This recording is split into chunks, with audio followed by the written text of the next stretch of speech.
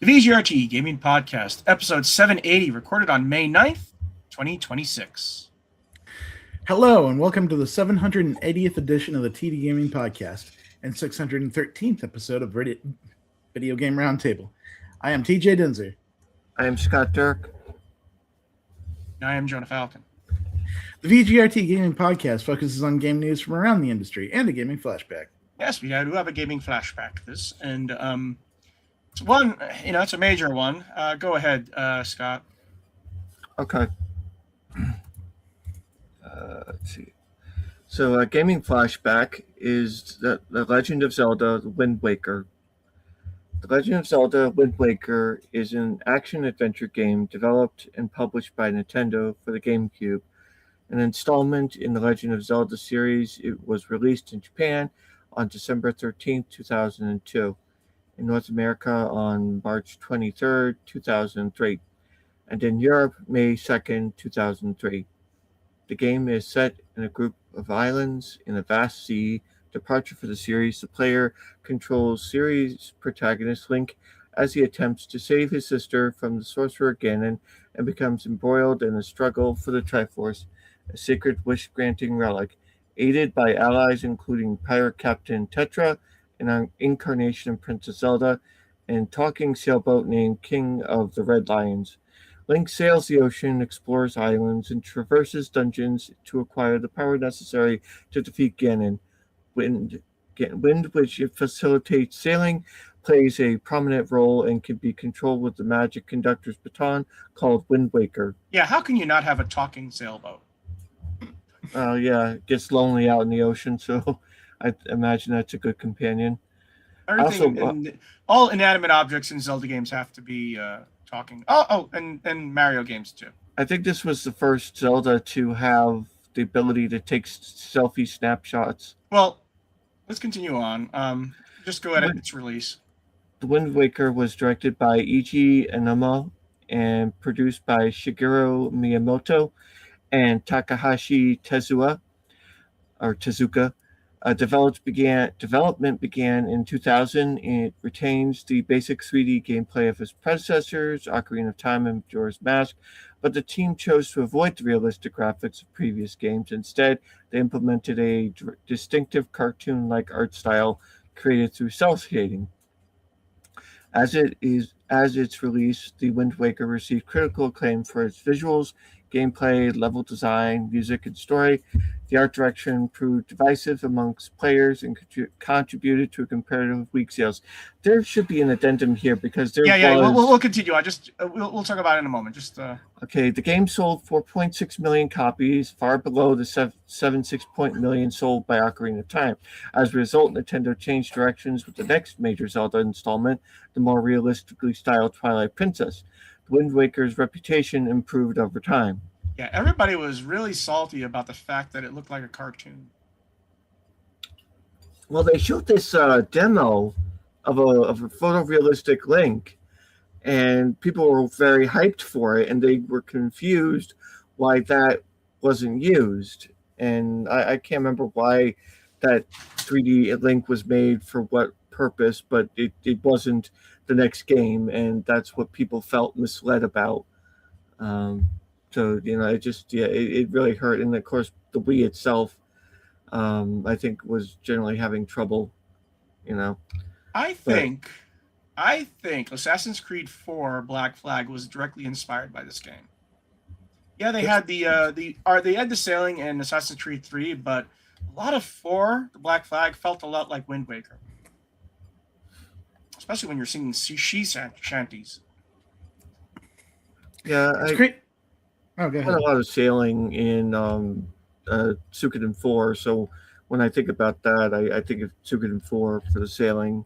That's the other thing that people had problems with in this game, is that there was a lot of sailing, and a lot of time you're just in your boat in the ocean with nothing really to do except sail, and people weren't used to that, and especially in a Zelda game. You were saying, TJ? It's weird to think of like the legacy of this game, especially alongside of the one that came out alongside it. What was the name of it? Twilight Princess. That was the one that came after it. Yeah, and everybody was like, when this game like first came out, when this game was first announced, everybody was like, "What? Why are they doing this? Why does it look so cartoony? We want cool Link. We want crazy awesome Link." They had seen like the tech demos for like Zelda or Link fighting Ganondorf in this grim dark sort of setting, and then they released the Wind Waker, and everybody was like, "What?" Yeah, it feels like whiplash there, just or switching bait and switch. And then you know what? It felt different. Why have the same Link all the time? Paper Mario. No one bitched about Paper Mario.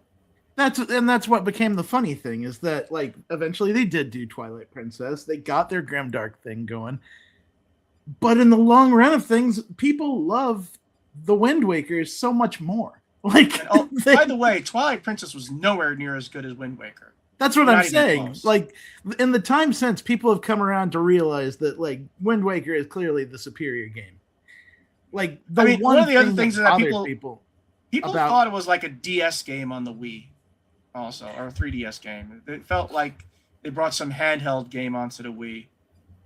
Well, and before, in the original version of the game, you couldn't control where you went. You had to get the wind. Well, you could, but you had to get the wind to help you out. Yeah. In the future versions of the game, they like made it so that you could more easily sail, and it took a lot of grind out of the sailing in the game. So it wasn't perfect at the start, but I think overall, like you compare, if you ask anyone, what do you like? What's your favorite GameCube Zelda game? Is it Wind Waker or is it Twilight Princess? I guarantee you more people would say Wind Waker. Yeah, I think it's more innovative than Breath of the Wild is. No, Breath of the Wild is, you have tons of those open world games. Wind Waker was something new. And like I said, Black Flag took a look at it and said, hey, that's a great idea. And then we'll add some sea shanties to it. That's really good about Breath of the Wild and Tears of the Kingdom was the amount of interactivity with the elements, where you got fire and ice and lightning, and you had all those things, and then they built on that with the next game with the engineering, which was a lot of fun. Ubisoft Open World. 3K. Yeah, I mean, what could you do in that you couldn't do in Immortals Phoenix Rising? I don't think Phoenix Rising has any of that at all. I played it, and that's close. I don't think Breath of the Wild was innovative that much. Sorry, the only innovative thing had Link. That's the only innovative thing it had in it. But Wind Waker was something new. It felt like true exploration. When you're exploring, you have mountain climbing, which you didn't have in previous Zelda games. Mountain climbing in Wind Waker, it's on the ocean. Anyways, we're going to move on to what have you been playing? Go ahead, TJ. What have you been playing? Mostly Tamagotchi life. Just improving my island, watching my... You don't have any new Sims games. You might as well. And it's fun. Like, every time... I'm pretty far in, and I have about 20 characters on my island, but every time I come back, they're doing something interesting that I haven't seen before. And there's a lot of repeats, but, like, I generally find myself enjoying what's going on. I enjoy picking out the new outfits that are there every day from the clothing shop. Can you do what you could do with the original Tamagotchis that you had in those little things and just ignore them and let them die, starve? They don't starve, but they will get kind of upset if you go away for a long period of time. Like, I've gone away for about a week before, and when I get back, my Mies will actually, like, address that and be like, you were gone for a really long time? Are you okay? You ever play Little Computer People? No, I haven't. That was an interesting game. It was basically Tamagotchi Life before Tamagotchi Life. It was in, like, 1984. Or maybe 88 on the Commodore 64, and every disc was different. Mm-hmm. It was sort of like a Cabbage Patch Kid, and I think they sort of.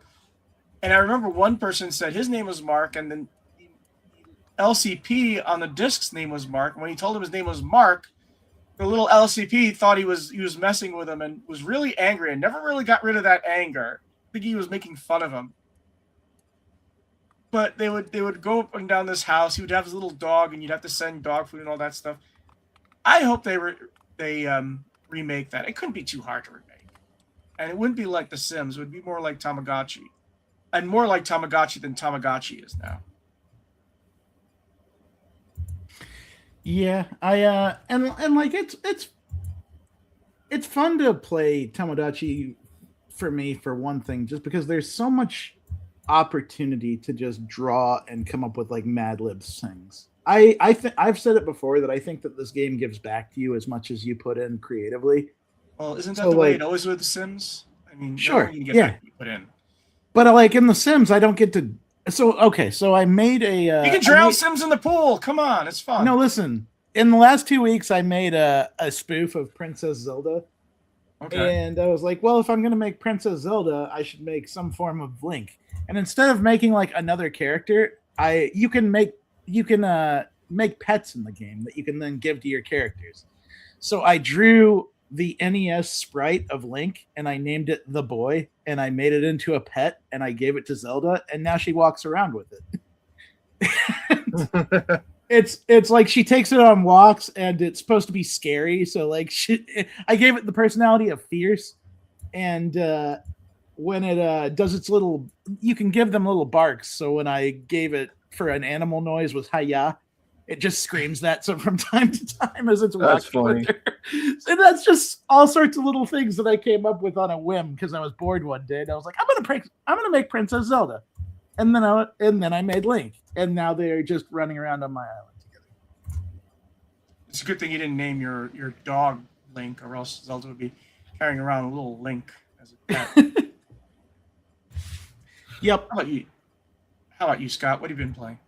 I've been playing Escape from Ever After. It is a Paper Mario inspired game. You play turn-based combat, and like I said, the art is very Paper Mario. It has that flat character image, and you're a character that's a fantasy book character or fairy tale character that's been. Oh wait, are you talking about? Wait, what was the name of the game again? Escape from Ever After. Oh, okay. Because I've been playing the other storybook game. I haven't played in a while, in which he gets out of a storybook because the villain got out of the storybook.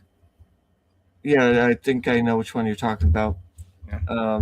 But I've been playing, like I said, Escape from Ever After, and it's been a fun, entertaining game where you get these characters that are stolen from a fairy tale book, and this corporation is trying to use them for their own ends and turn them into this little corporate thing. And you get a dragon character that breathes fire, and then there's this wolf bard that uses music to grow plants and I guess to do attacks. And it has like a lot of the stuff that's from Paper Mario with little badges, and when you level up, you pick one of your stats that you wanted to use. It's been fun so far. Yeah. I remember what the game I was playing was called. Oh well. I played a game that was released yesterday, and it's called Mixtape. I'm pretty sure you've heard of it, TJ. You know Mixtape? No, I've heard of it. I was waiting for you to continue. So this was made by the same guy who did The Artful Escape, and it is another music-focused game. But in this case, I'm only very early into it. It's about these three kids who are graduating from college. Graduating from high school. One of them wants to go to New York to show her mixtape to some famous person. And they have all these little, it's almost a walking simulator. It's not a very, like The Artful Escape, the gameplay is extremely simple. It's basically just a storytelling device. Of course it is, because it's Annapurna. And it's also Galvatron, who did The Artful Escape. So basically what you're doing is you're just following around these characters and talking to them and then doing these weird mini games. And it is hilarious. One depicts two of the characters kissing for the first time. And you see they start kissing, and then you go to an extreme close-up of their mouths, inside their mouths, and you see their tongues, and you use the left button and the right and left analog sticks to move the tongues around as they kiss. And it's really disgusting and hilarious because you see their teeth, you see their mouths from the inside. It's like, and at some point it just says, "Okay, enough," because it is kind of, you know. Another time, they're drunk at a party and the police come, so they hop into it. One of them is dead drunk; she can't walk, so they put her in this shopping cart. And then they hop on the shopping cart and they just go careening down the street as police cars chase them. It's obviously a fantasy because the kids say, well, that's what I remember it as being. It doesn't have much gameplay, but like the Artful Escape, it is a hoot to play. So I highly recommend playing it. And I know, TJ, you'll laugh your ass off during the entire thing. Yeah, I've been hearing a lot of good you're things about about to. There's one guy character who has that whisper, light, thin mustache that you can hardly call a mustache. You've seen these guys there before. They can't grow a mustache, but they have this little whisper, thin mustache at 18-year-olds. So they look like homeless people because of that, you know. It's hilarious. It takes place in the late 90s. So if you were born in 80, you'll get a real kick out of it. Nice. Yeah, I've heard really good things about it across the board. Like, I wasn't crazy about the Artful Escape, but this game, but I know you were, and I know that a lot of people were, and it seems like there's a lot of love here for especially the music. Because that's the thing about the music. Each segment features a song, a major song by an artist, like from Devo and all that stuff. So basically, you're playing the soundtracks. Yeah. And like music is such a big thing in mixtape that they straight up wouldn't make a streamer mode for this game because that would have messed up the game. Like a lot of this game is built around the music. Yeah, I mean, remember, oh god, what was the name of that game the last game by Grasshopper? You know what I'm talking about, the one with the robot arm. I all of a sudden forgot the name. It's you know the one I'm talking about, right? Yeah, I do, but the name is escaping me right now. Yeah. But that game, you know, they had a special streamer mode in which they had Hi-Fi Rush. Hi-Fi Rush. It is. They had a special streamer mode in which you had a song that was basically a variation on it, so it wouldn't get copyright tagged. Like instead of Free Radicals, they had Captive Normals. So yeah, I'm looking forward to playing more of it and see, because a lot of people who have completed the game have said it's a real tearjerker at the end, and I can imagine this is the sort of game that'll make you tearjerk. You know, I'm thinking about buying the Artful Escape so I can play that again. That was I want to experience that again. It's only a 4-hour game. So I could do it in one sitting. You know, it's one of those games in which you play it like a novel, like you're rereading a novel. Okay, so we're moving on to quick news, and I'm pretty sure you're very familiar with this one, TJ. Path of Exile's biggest expansion ever reworks its entire post-campaign grind for new and returning players alike. And by the way, it hasn't been released yet. It's still in beta, still in early access. Yeah, it's going to come out on May 29th. It's interesting to see games that are in early access just rework giant swaths of themselves. I mean, we're seeing it also in another story that's coming up later in this, but Path of Exile, I guess they're going to have to go back to the drawing board once or twice through early access, because I guess it's a huge game. Like a giant Genesis tree. Yeah. They're tackling the skill tree is just gigantic. And they're tackling the scale of like Diablo 4 when it comes to just what kind of content is in the game and how much there is to play. There's a lot of bosses and a lot of encounters in this whole thing. And I know that like post game has been it's been something that they've been very, very, very concerned about since even before they released the early access, was trying to figure out how they wanted that post game to play out. It sounds like they didn't hit the mark, so I guess we're gonna see this thing reworked. But we are going to have a 1.0 this year. It's going to finally come out of early access. And that'll be interesting to see too. I wonder what this is going to look like when they finally do show off what they're reworking and how it's going to be reworked. Can't wait for Elon Musk to lie about his ability in the game. Yeah, pay someone to play the game for him. For those you don't know, Elon Musk last year was talking about his build, and so everybody was laughing at him because he had no idea what he was talking about. It's not the first time either. He had a pretty he tried to talk up his game on Elden Ring, and people were like, "You're trash, man. Why are you equipped like that?" And he tried to claim at one point that he was like one of the best Quake players ever, which is just substantially untrue considering that the best Quake players ever are on record in tournaments doing that shit. That reminds me. You see what's going on with I can't believe my brain is mush right now. The car soccer game. Oh, Rocket League. Yeah, you see the Rocket League has two things are going on with it right now. One, it's exploded in popularity again. People are just playing it again.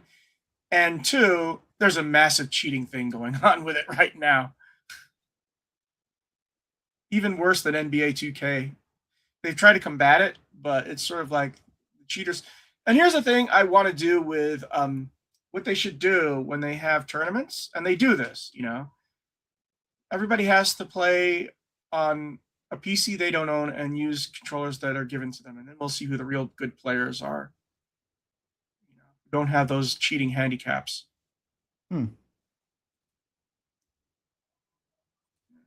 Speaking of cheaters, by the way, what's his face is really just going downhill, isn't he? The Donkey Kong cheater. Oh, Billy Mitchell?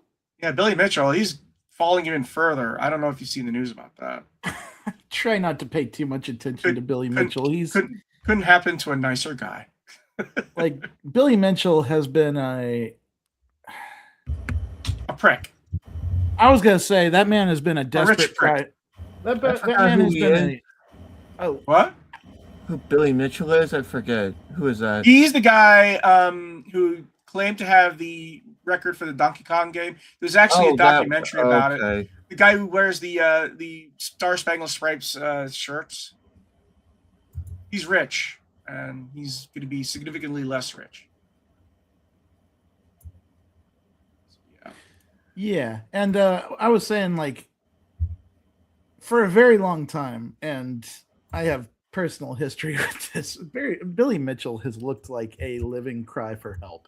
Like, that guy is so fucking petty and desperate to have that to his name. Losing money, and he's rich, and he doesn't know what to do if he's not rich. Sell his shitty barbecue sauce, I guess. Like, fucking make something of yourself, man. Do something besides cry about this fucking record. He looks like a barbecue sauce mascot, doesn't he? I mean, he looks like he should be holding a bottle of barbecue sauce and selling it. He has that cringe-ass fucking American tie all the time, and it's just... I think he lost his trophy wife, too. I'm not sure. I don't know. I am sick of that guy, though. He's obnoxious. And okay, getting back to Path of Exile 2, it's gigantic, and it's also free to play. Yeah. So at some point I will have to try it out, but I've not been playing many Diablo style games lately. I mean, that was free to play, so you don't have to spend money on it. It's worth checking out. Yeah, but I have to spend my time on it. Sure, but I'm saying when you my time is devoted to Slay the Spire 2. Well, then don't play it. Either play it or don't. but the point being, like, you get that option. At some point, I have to try it just to be able to say I know what it's like. I'm not going to be Elon Musk and lie about my gameplay. Right. Like I said, that skill tree is gigantic. It scares me a little. By the way, there's one other game I started playing, but I stopped because I'm playing Mixtape. And that's Heroes of Might and Magic, the Olden Era, which came out in early access. And it's like playing Heroes 3. It is. With some new tweaks to it, but it's fun. It's a real throwback. Scott, have you played Heroes of Might and Magic? Yes, I have, but it's been a long time. I used to play back in, I think, 5 or 6 it was, and I had a lot of fun with it. It was. This game is a real throwback. It's like you're playing from the era of Heroes of Might and Magic 2 or 3. Even the same sound effects. That's the charm about it. So if you liked Heroes of Might and Magic and you wanted to, do a little bit of retro, definitely give it a try. It's fun. One of the biggest complaints though right now is that people are complaining that there's no random map. The original one you could just have it make a random map, which is usually shitty, but someone made a mod for that for the PC version. So. But yeah, Path of Exile 2. Looks like a killer. Yeah, it does. Aliens Fireteam Elite 2 is coming out this summer with more Marines and massive variety of new xenomorphs to slice them up. I didn't even know there was a sequel coming. This took me completely by surprise. I played the first one. I sort of liked it. It does have some of that Left 4 Dead feel, but it needed more. So hopefully Fireteam Elite 2 will make it better, because there was just something a little bit missing in the first one. I don't know what it is. I sort of je ne sais quoi, Like it was a good first effort, but it wasn't a polished effort. I think you're just getting pressed so much all the time in that game that there's really not that much tension. It's just nonstop onslaught. Yeah. Well, that was the thing about Left 4 Dead 2, you'd be running around and then you're dun, dun, dun. Oh shit, here comes a Titan. Oh no, not Titan. What did they call the big guy who's just wrecked you? Oh, not a troll. Oh, tank. Yeah, that would be the tank. Would be, oh shit, we have to face a tank, and tanks were difficult. Yeah. And then, you had to sneak past the witch. Yeah, and I guess what I'm trying to say is I just don't think that vibe works as well for Aliens. It could. You just need. When I played Alien versus Predator 2, they had this thing in which you're going through this thing, and I knew, oh god, I'm gonna have to fight xenomorphs on the way back, aren't I? Which is what happened, but it had that quiet, like when is the shoe gonna drop? Yeah, and I guess like it didn't work for me for Aliens Fireteam 1, just because like you're so you're so pressed all the time in that game. I think it's neat. I thought the soldiers and the equipment and the gadgetry was really fun. I just didn't like that. Like there was never any downtime in that game. Well, here's the thing. There might be a little bit of hope because there's 2 modes now, and one of them is the Horde maps, which is the onslaught, which is they keep on attacking. By that logic, then the regular mode must not be like a Horde mode where they're constantly attacking. So if they're making one part of the game that's just going to be continuous attacks by aliens, then obviously the other mode has to have not that. Also, there's a specialist class, and now you're not stuck to using just one class. You can mix and match. Yeah. That looks like it's going to be fun. I enjoyed that. It does look like they're upping the ante, and I hope that like they find the right mark, the right balance. I mean, the first one must have done well enough.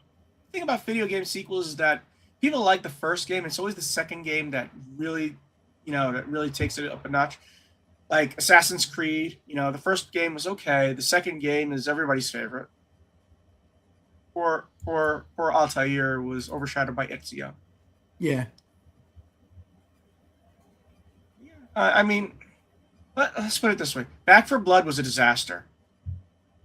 And so was Redfall. We need a good Left 4 Dead kind of game. And I hope someday they make Left 4 Dead 3. At some point, Mike Ross went back to making video games, but he hasn't said anything about what he's doing for a pretty good long time.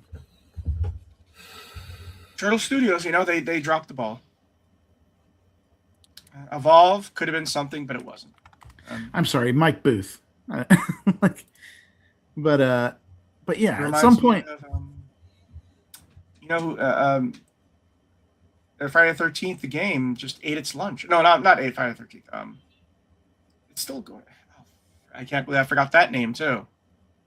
You know the one I'm talking about, the one with all the different kinds of movie monsters. Oh, Dead by Daylight? Yeah, Dead by Daylight 8 Evolves Lunch. It showed what a real good asymmetrical game could be like. Oh yeah. As of 2022, Mike Booth has been the CEO of Bad Robot Games, Okay. and so he is back in games and working on Bad something. Robot. Oh god. Sure, You know, but his J.J. Abrams' stock has plummeted. It's absolutely plummeted in the movie industry. They're more forgiving in the video game industry, but I don't know what J.J. Abrams is going to do. He's having all these things going on on him right now.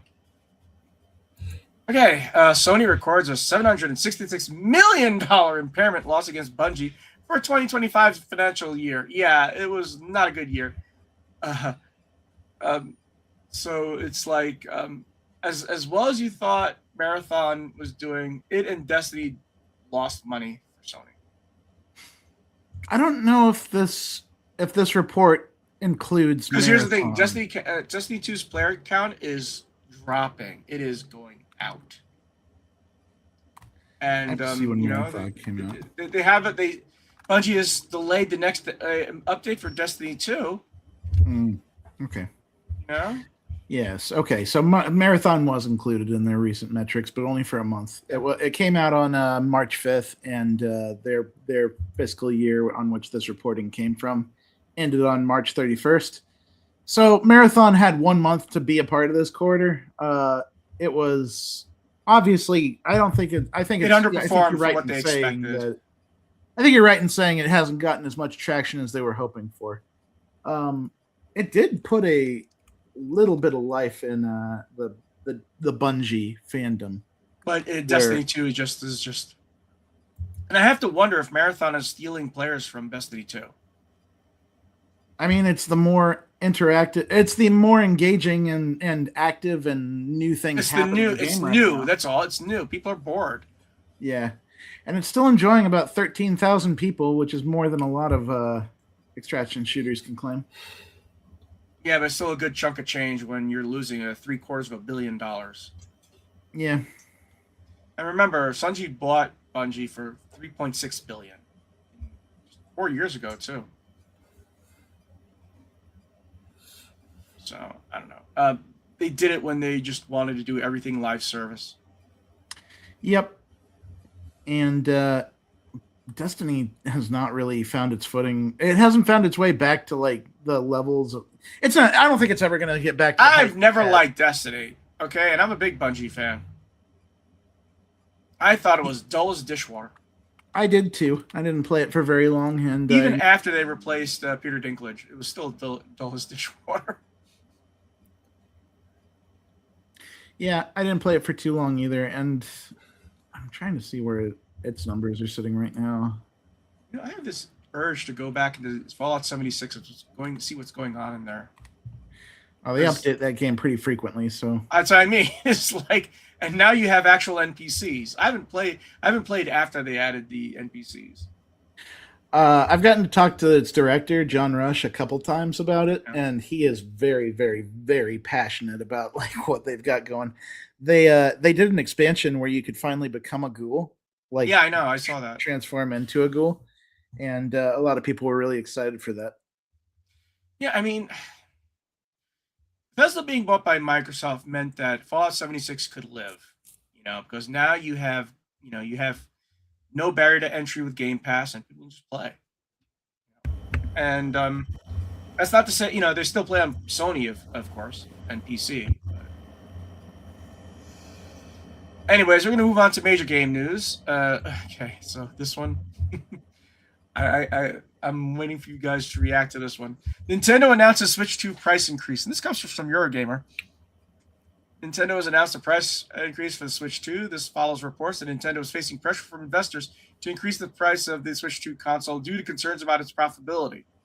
These increases will impact customers in the US, Canada, Japan, and Europe. In US, Canada, and Europe, the Switch 2 price will come from the first on September 1st. US from $450 to $500. The equivalent in Canada and Europe. I don't have to give In Japan, meanwhile, the price of the Switch 2 will increase by 10,000 yen starting on May 25th. The country will also see an increase in the price of the original Switch's family of consoles, as well as Nintendo Switch Online subscription, in order to, quote-unquote, support appropriate alignment among regions. What the fuck does that mean? What the fuck does that mean? They want more They don't money. have tariffs in Japan. No, what they're saying is, we want to make some money in Japan, and we're going to use this as an excuse. I thought there was a statement made that the price of the Switch hadn't yet been adjusted due to the tariffs, and that now this is basically the answer to that. No, it's in Japan. They don't have to pay for tariffs from themselves. I don't know. They clearly want more money. It's like what you said at the beginning, that investors are pressuring them to increase the price so they can make more money. Okay, so continuing, Nintendo cited changes in market conditions, Trump, as well as consideration of its global business outlook, again, Trump, as the reason for these price increases. In other news, Nintendo reported that the Switch 2 sold just under 20 million units in its first years, but has lowered expectations for 2026 and 2027. Now, 20 million may sound good, but it did not sell as well as the Switch, and Switch 2 prices are dropping badly, and it has nothing to do with the price increase either. I'm wondering if they're saying, it's going to be in September 1st, but you better buy your Switch 2s now. Yeah, to a certain extent, I imagine that is the case. Because here's the thing, the Switch 2 came out like gangbusters, but then people said, it's not worth it. It's not worth it.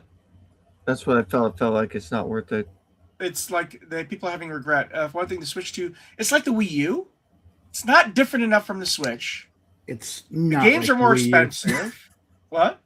It's not like the Wii U. Well, the Wii U had better games, I know. That's insane. That is the most insane thing I've ever heard you say. It's like the Wii U in that. I feel like you're trolling me on purpose just for the. It's not. No. Sometimes I feel like exactly that's like what he the Wii U, but not. Stop. Let me continue. It's not like the Wii U in terms of tech. It's like the Wii U in terms of sales. I still don't even think that's close. Why? The Wii U was abysmal. There's a lot of regret. The Wii U is the dark times. And I don't think they're anywhere near price that. Increase, you're gonna have a new dark times. I don't think so. I don't think it's going to be that bad. Nintendo's going to start raising the prices to $90 for their games. They're about to put out. They're about to put out. Once they do it, everybody else, Nintendo and Sony and Microsoft are going to look up. And here's the thing: what's interesting is that last time when Nintendo raised their prices, Sony and Microsoft said, "No, we're not raising our prices."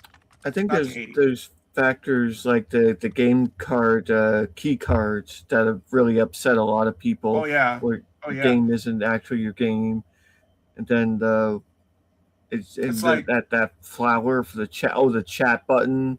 It's like all the worst thing. It's all like all the worst things about physical media combined with all the worst things about digital media. It just doesn't seem like it's worth it, and I'd rather just stick to PC. Yeah, and the other thing about Nintendo is their output has not been good. It hasn't. For what, games? Yeah.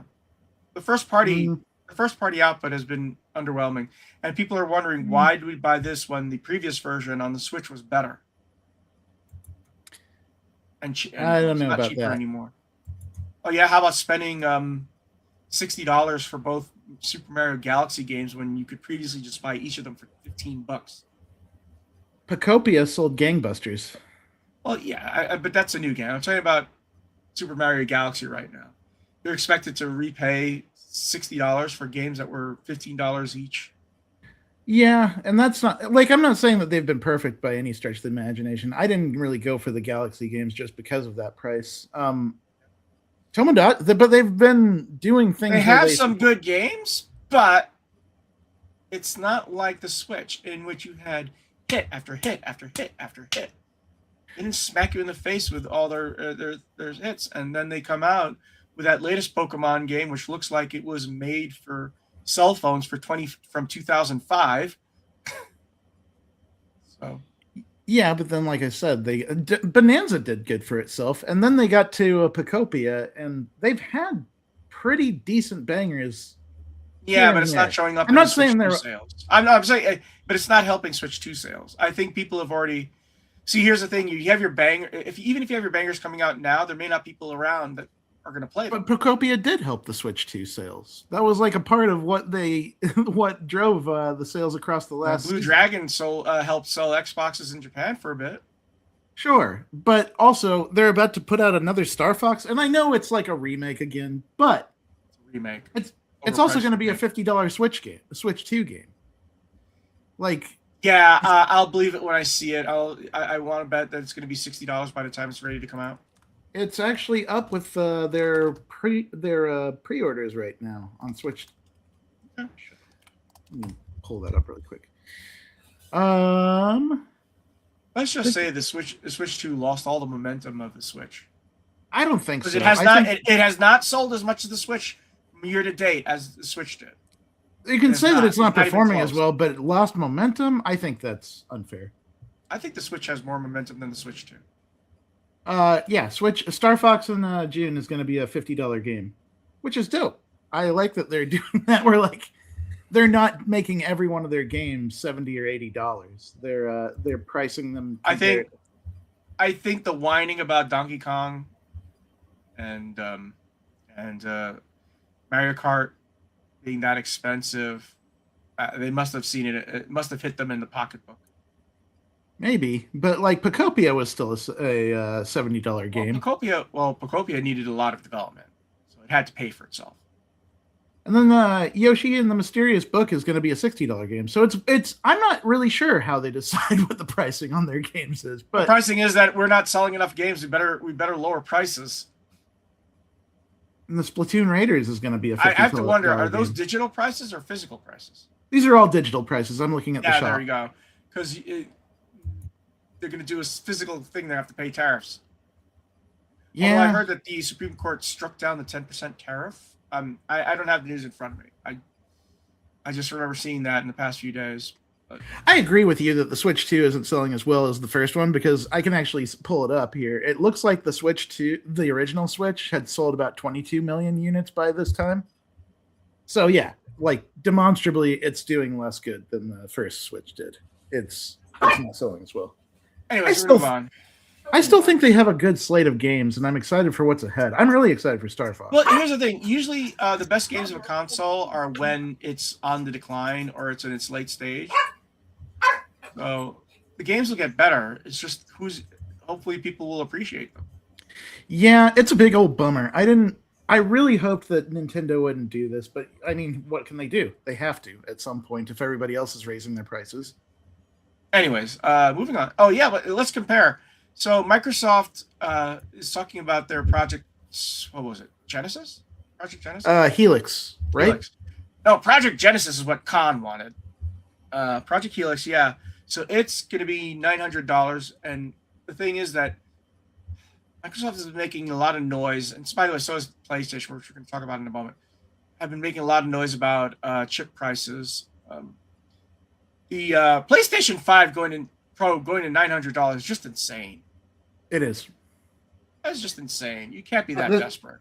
So it sounds like the next generation of consoles is indeed going to be just like straight up mid-tier PCs.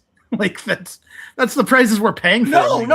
The PlayStation 5 Pro is not a mid-tier PC. It's a low-tier PC. Yeah, you don't even know what the PlayStation 6 is going to be or how much it's going to cost.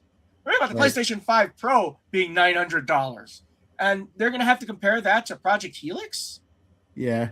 Meanwhile, the Valve Steam box doesn't even have a release date at this date. That's DOA. It's going to be like the Apple Pippin. They're going to release like 20 of them. It's like, do you think they're kicking themselves right now over even announcing it? Do you think they wish they'd waited? I don't know. It feels like a bad time to have announced that. I mean, they still have their Steam Deck, so. Sure. Anyways, take the next one, TJ. Okay. And this is going to make all of us roll our eyes to heaven. PlayStation is partnering with Bandai Namco for a collaborative initiative focused on generative AI. Sony and Bandai Namco have announced a collaborative initiative focused on AI and the latest technologies and how the latest technologies can aid game development. In the name of this creator-focused AI exploratory expedition, Totoki announced a collaborative pilot with Bandai Namco that's focused on Gen AI as well as future technologies. Nishino would go on to explain how generative AI is being pushed internally at Sony, being used to automate repetitive workflows, improving productivity, and accelerating quality assurance. I can't wait for them to announce that the AI deleted all of the PSN accounts. I originally thought this was just because like Bandai Namco also works in television and animation, and Sony has its own television network stuff. So I was kind of hoping greedily that this was just about TV, but it's looking like it's not just about TV, and that makes me nervous.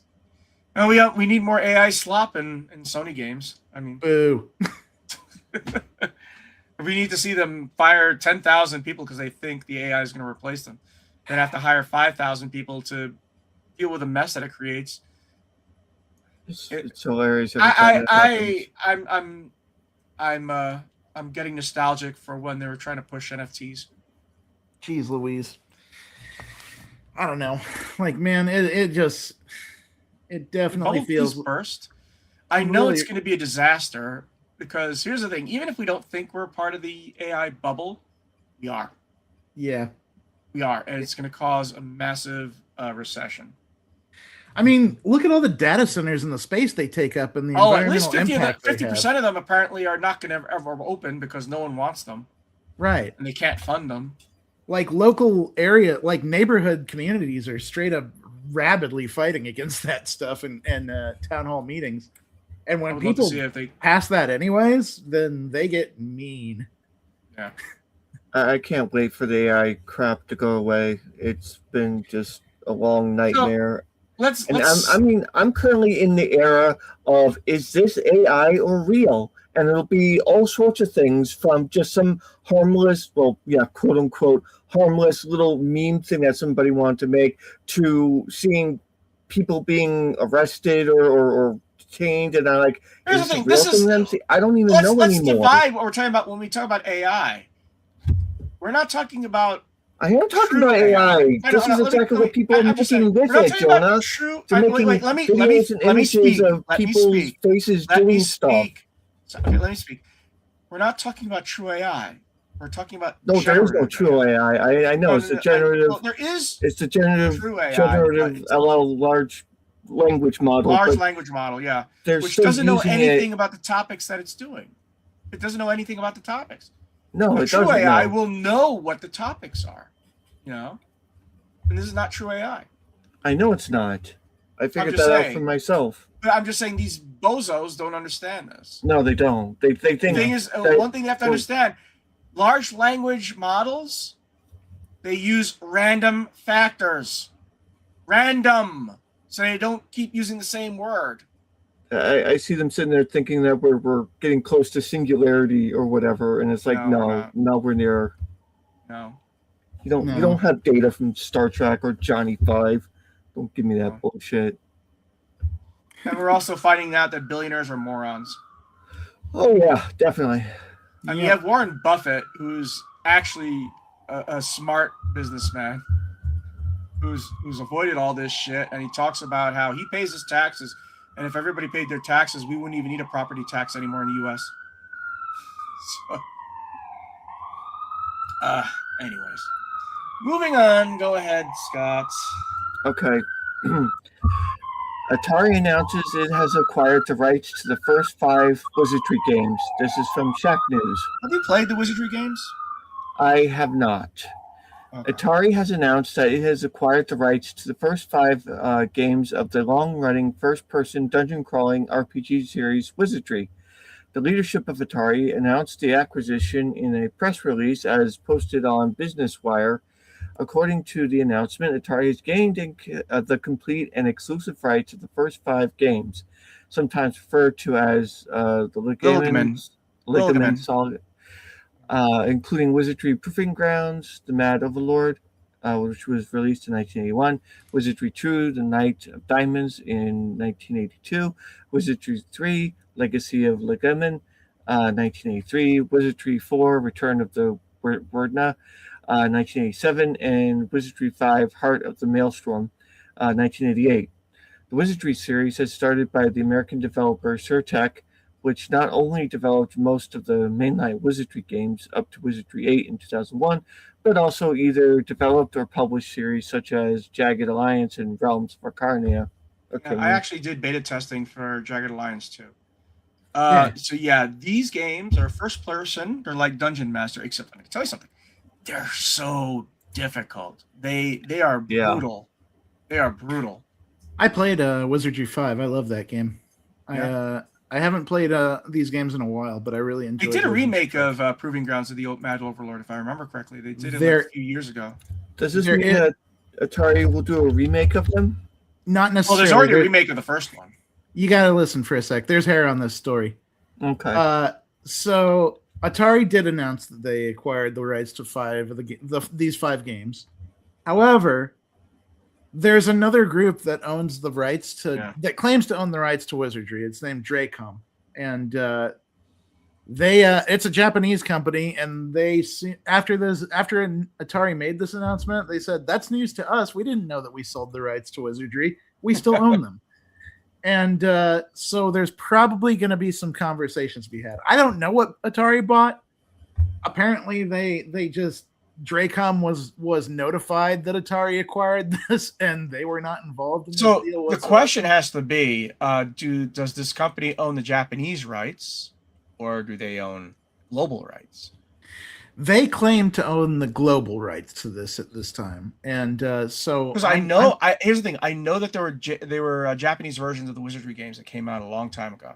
Yeah, and there have been like games like what was the one that I did last? There was a PSP Wizardry game that I reviewed that was very bad.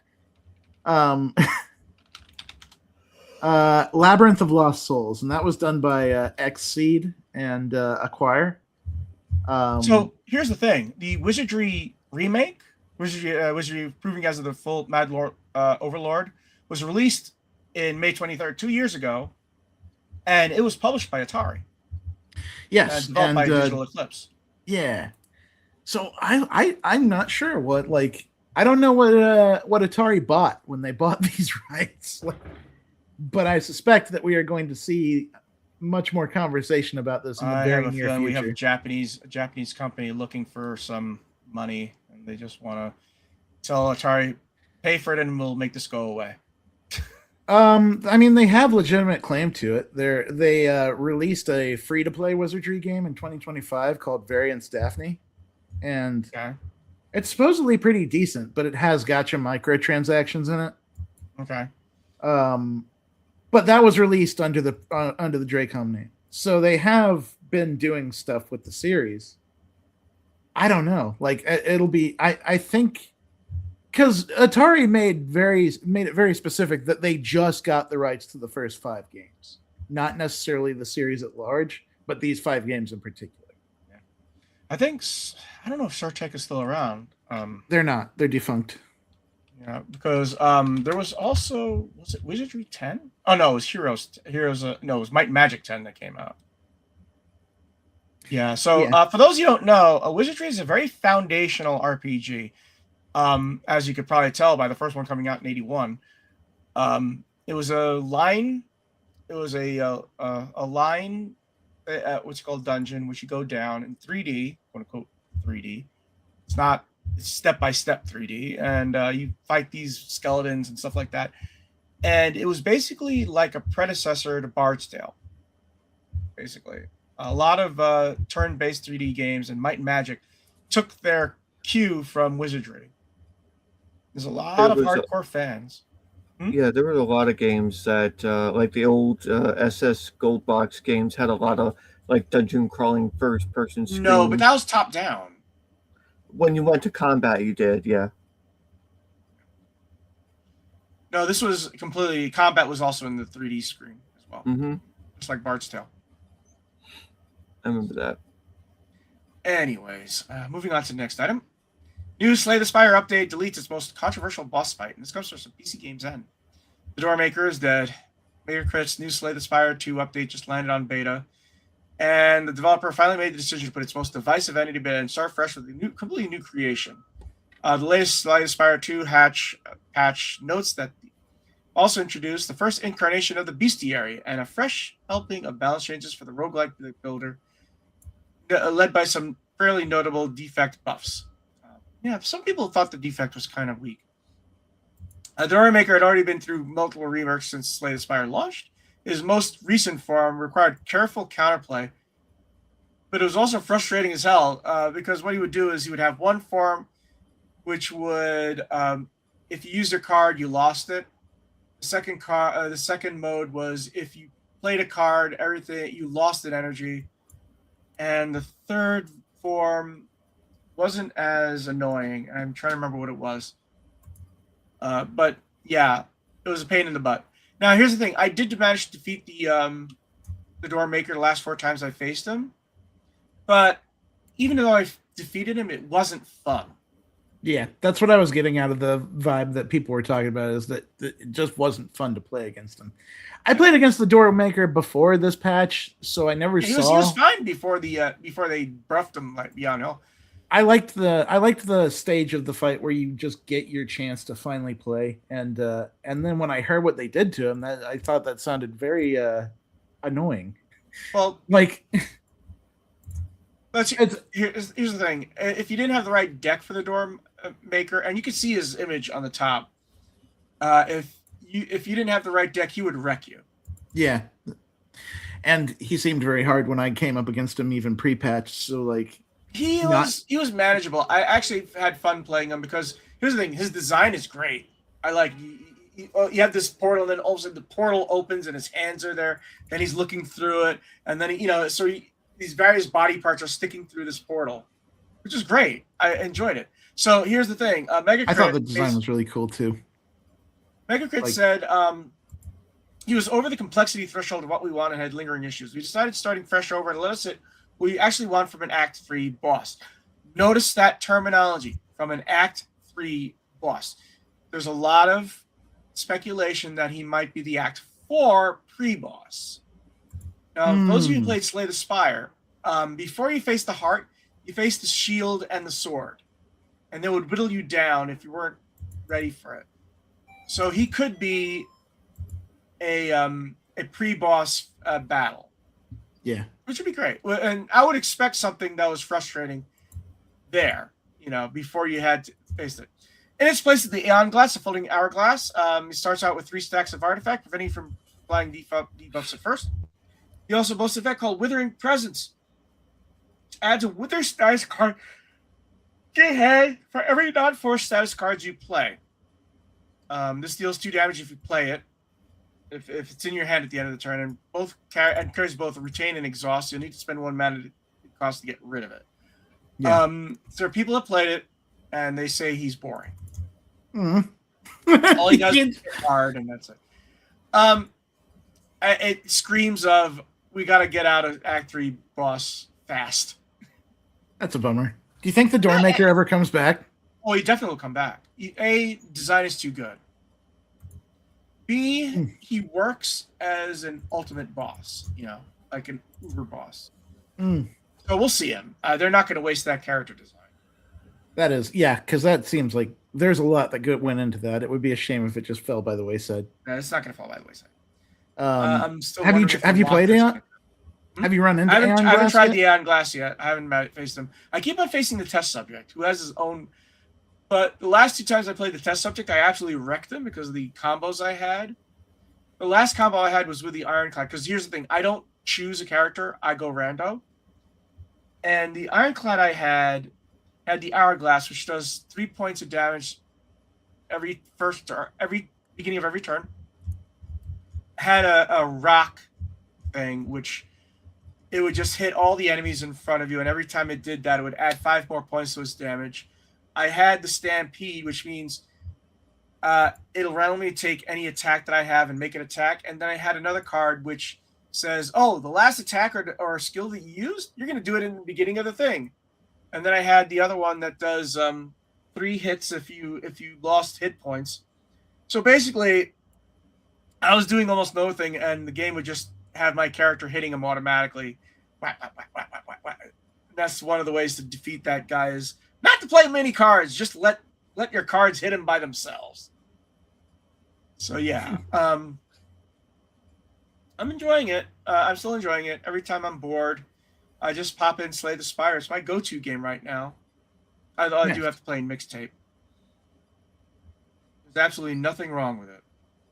Yeah, I need to get back there too. I need to jump. I haven't played it since I missed this entire doormaker villain arc. So I need to get in there and see what the AI on glass. I have a friend. I have a friend who finally got it and has been playing for like the last 2 weeks, and he's ready to do multiplayer with me. I haven't played multiplayer yet. So, from what I understand, multiplayer makes it easy. But on the other hand, I don't care. I just want to spend time with a friend playing it. Co-op. But yeah. Look for our show notes at gamingpodcast.net, along with industry news and our gaming history articles. If you enjoy feedback, so leave us comments on our blog at gamingpodcast.net. I'll set us up. Hit us up at facebook.com/gamingpodcast. Subscribe to us on iTunes. Leave us some iTunes comments. You can find me at Blue Sky at Jonah Falcon. You can find me at Johnny Chugs. You can find me at Shard the Sage. And it's doubtful we'll see you next week, so we'll see you in 2 weeks. Have fun. That's his line. You're stealing TJ's lines. Right? Or happy gaming, everyone. Happy gaming, everyone. Have fun. Be cool. Play games, y'all. You should have said, what's it called? Have fun playing games, y'all. Yeah. We will see you next week. 2 weeks. That sounds better coming out of me. Yeah. Yeah. Bye. Good night. Later.